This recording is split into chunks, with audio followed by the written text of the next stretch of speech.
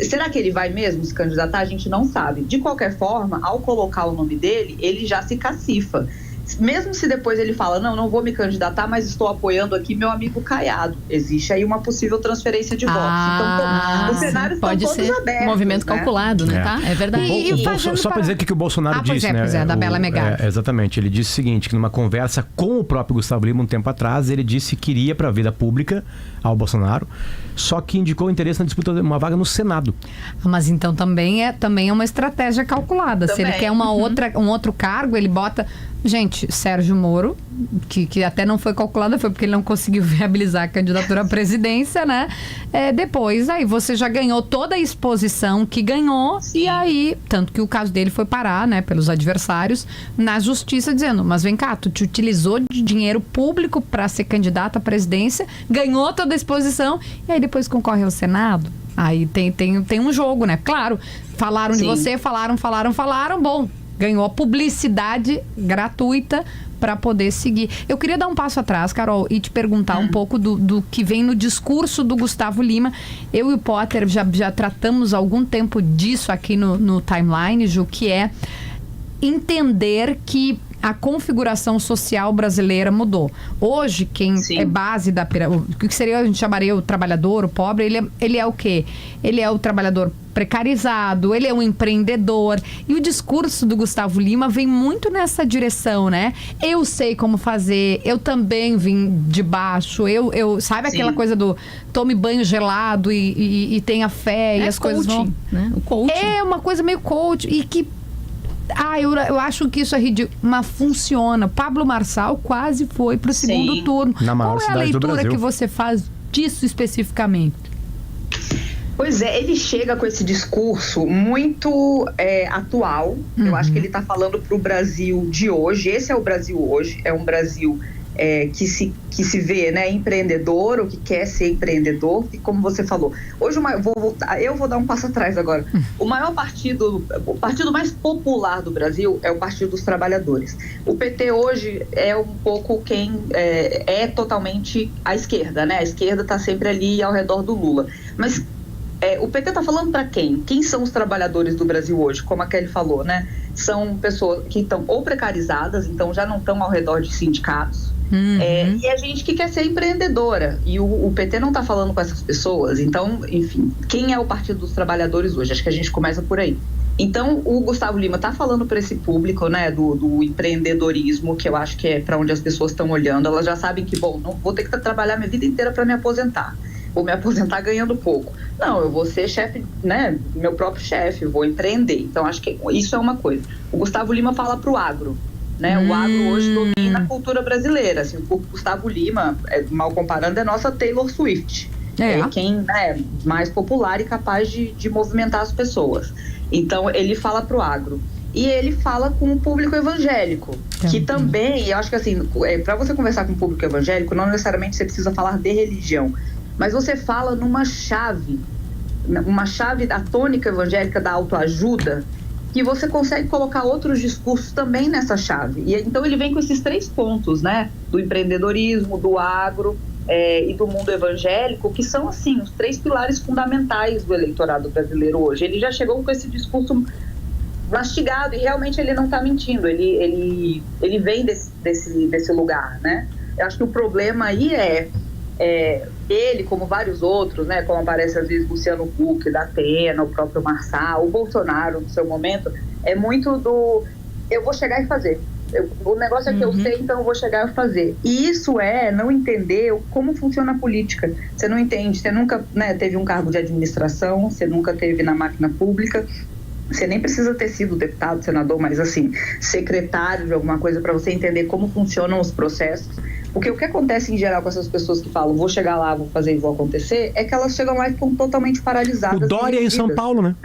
O Dória em São Paulo é um belo exemplo, né? Era um outsider que chegou. Processo, você não entende a máquina, você não entende por onde, quais são as burocracias, como, né, quais são as burocracias que são, entre aspas, boas, porque são pesos e contrapesos, né? Você precisa ali prestar contas e quais delas são só para atrapalhar, mas enfim, aí acontece o que acontece, você chega na presidência e o seu governo é sequestrado pelo presidente da Câmara e do Senado, e quem vai governar o Brasil é o presidente da Câmara, não é você.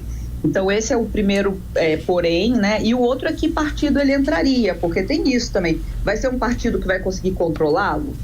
Ele vai se submeter ao Valdemar da Costa Neto ou a outros? Então tem que entender se os partidos vão se sentir confiantes de que eles vão poder comandar o Gustavo Lima. Nenhum partido vai falar, vem aqui assumir todo o nosso dinheiro de fundo eleitoral e mandar na gente. Não é assim que funciona. Então, assim, tem muitos poréns antes de chegar no Gustavo Lima candidato. Agora, Carol, é incrível, né? E aí, os fãs do Gustavo Lima, não me levem a mal aqui, é incrível como, assim, hoje parece que qualquer pessoa pode se lançar candidato tendo fama, né? Eu não tô falando da qualidade artística dele, não tô entrando nessa seara, né? Mas por que um cantor seria um bom candidato a presidente da República? Também não tô minimizando os cantores e cantoras, óbvio, né? Assim, é uma pessoa que não tem experiência em gestão pública. E aí, e aí vem com esse discurso de outsider, né? Apolítico, né? Começa dizendo que não é nem de direita nem de esquerda e tal.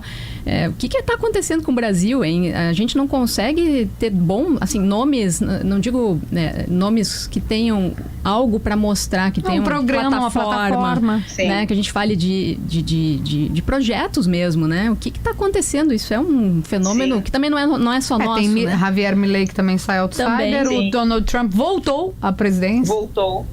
Hoje em dia, a gente está vendo um movimento global, assim, de quem está do incumbente, quem está no governo não conseguir se reeleger. Porque as pessoas querem sempre mudança, e a mudança não é quem está no poder. Então, acho que isso é um movimento um pouco global. Acho que as pessoas também estão muito cansadas dessa radicalização e essa coisa da mudança e caem nesse papo da antipolítica. E, de novo, se enganam, né? Porque depois você viu Bolsonaro, que dizia que era antipolítica, não era, porque era deputado há 27 anos, que no final não consegue fazer nada sem o Lira e o Davi Alcolumbre permitirem. Então, assim, o que é ser antipolítica? Porque no final ele fez um acordo com todo o Centrão que ele dizia que era, como ele falava, Kelly, o lixo do lixo, ele falava uma coisa assim sobre o Centrão e depois se aliou a todos eles. O Heleno faz aquele vídeo clássico, né? Se gritar, pega Centrão, não fica meu irmão. E depois estavam abraçados. E depois estão abraçados. E eu acho que o outro problema é assim, política, você precisa estar disposto a entender, abrir mão de algumas coisas para conseguir outras, né? Você tem que fazer acordos, e acordos num bom sentido, não é acordo no sentido corrupto. E essas lideranças demoram a ser construídas, né? Pensando aqui no Boric, presidente do Chile, ele era líder de movimento estudantil, e aí ele foi trabalhar no governo, e aí ele foi eleito deputado, e aí, entende? É uma construção que leva tempo. Eu lembro quando o governador de Pernambuco morreu, gente, fugiu o nome dele. Eduardo Campos. O Eduardo Campos. Quando o Eduardo Campos morreu, eu lembro que a minha maior tristeza era, morreu um quadro político tão bom que demorou, assim, não é questão de vou votar nele, eu gosto do que ele fala, não, é porque é um cara que veio da política, sabe, desde sempre, construiu uma carreira na política, tinha chance de, né, ser mais um nome entre todos tantos bons. E aí o cara, enfim, morre tão jovem, assim, acho que essa perda a mesma coisa sobre a Marielle, né? Perder um quadro político tão cedo, e realmente um quadro político, sabe? Com boas intenções, com plataformas, com programa de governo, com experiência.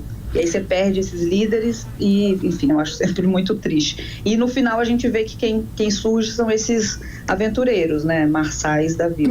Mas, Carol, assim, claro, essa é uma visão, né, de quem trabalha com política todo dia, né? Mas quando a gente vai para as urnas dizem outras coisas, né, pra gente, né? Dizem outras coisas, né? O eleitorado brasileiro vota no Não, no mundo inteiro. No mundo inteiro a gente consegue ver gente de fora pegando e chegando, né? E alguns podem fazer bons trabalhos, enfim, né? Nem todo político é sempre político, né? Ele se transforma num político. Tem gente que começa desde cedo, tem gente que chega mais tarde, tem gente que... Vou pegar o presidente da República, era um torneiro mecânico, depois, claro, entra no no sindicato, se fortalece lá dentro, fazendo outro tipo de política e depois se torna um político profissional, digamos assim, né? A tua leitura do público vendo isso, ele vê como uma... Porque, na minha opinião, tá? Na pergunta. Na minha visão, claro. não é crítico. Crítica é quem não concorda. Tipo assim, sabe? Quem gosta do PT não vai votar no Gustavo Lima. Né? Pode até escutar o Gustavo Lima, mas não vai votar nele. Vai votar num cara do PT. Quem for do PT lá, enfim, né? O público não dá muita bola pra isso, né?